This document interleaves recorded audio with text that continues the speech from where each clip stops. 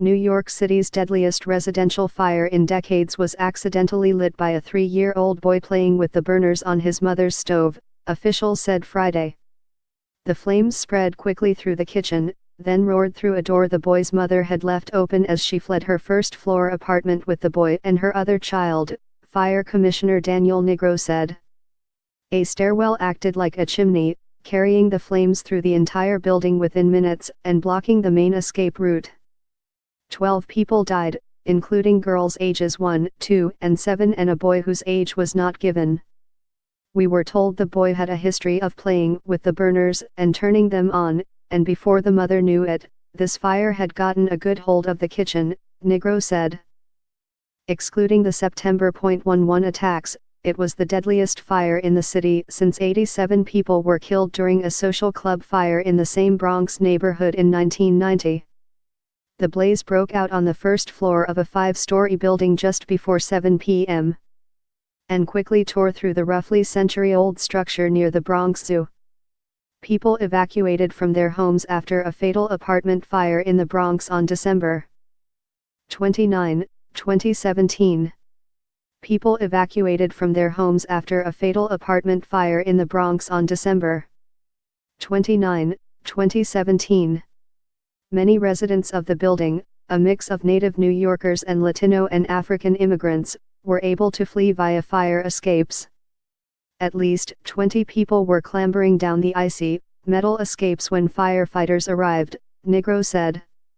But the flames moved so fast that many never made it out of their apartments.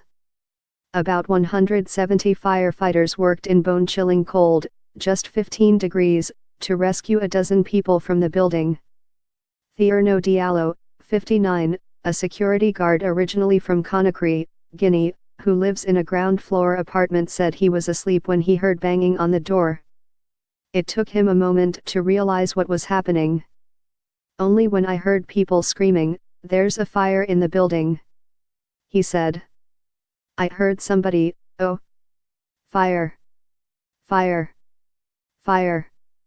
He ran outside in his bathrobe, jacket and sandals.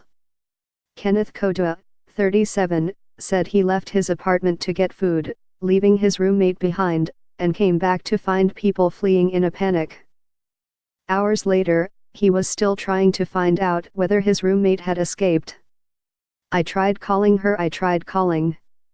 No answer, he said, still clutching his bag of uneaten food.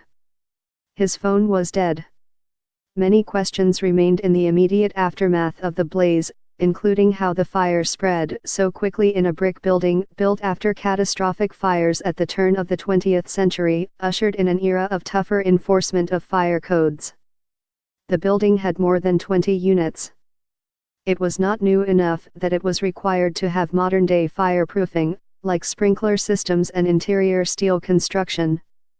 Witnesses described seeing burned bodies being carried away on stretchers and young girls who had escaped standing barefoot outside with no coats.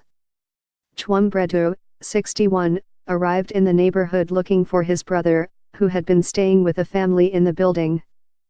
The family, a husband and wife and 4 children, got out.